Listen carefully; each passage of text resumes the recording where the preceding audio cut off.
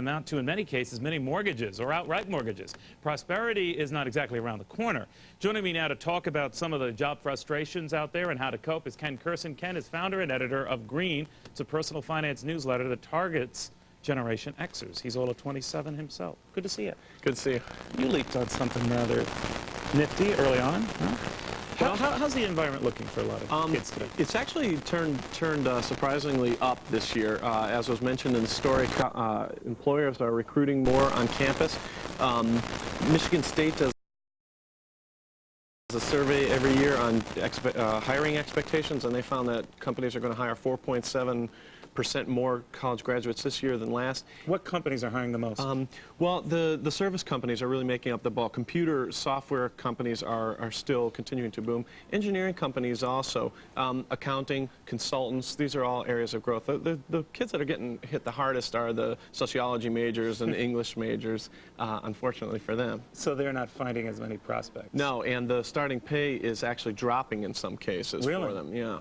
Now, the downsizing that we've seen going on in corporate America, is that affecting, the seniors just coming into the job market? Definitely is, and it's surprisingly affecting them positively. What's happening at a lot of companies is that, say there are 3 highly paid long-timers doing a job and one gets downsized, typically after 6 months of having to put all the work on the 2 remaining people, they realize they have to hire a 3rd person. They chronically will hire a person at the entry level, a college graduate who will get a lot less in salary than the person who was originally fired.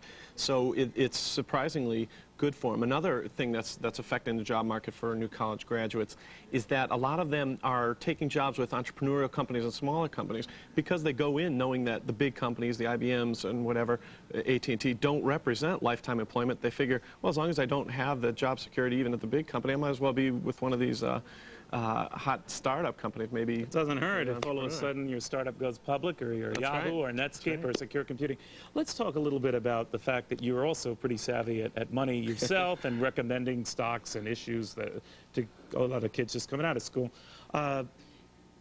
There's talk that many people don't start seriously thinking about money until quite a ways down their career. Are you noticing that changing from a lot of the younger people you talk to? It is changing. It's definitely changing. People, I used to, I'm a lifetime personal finance junkie, and I used to You've done pretty well, do you understand?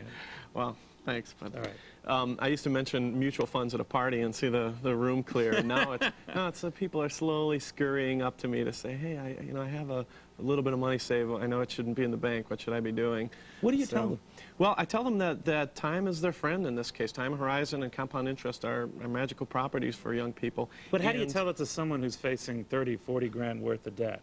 Well, it depends what kind of debt they're in. If it's credit card debt, they got to pay it down right away, or other high interest debt. Right. But if you're looking at a student loan debt, and the way you put it, mini mortgages is a term I like to use. If you're looking at one of these mini mortgages that's at 6 to 8%, it's not always a good idea to pay that off right away and then start investing. You can do it concurrently, making your minimum payment at 8% and investing the rest in stocks and even small company stocks, hoping to do better than 8%. If you're an arts graduate and you're facing 30, 40 grand worth of debt, what do you tell that person?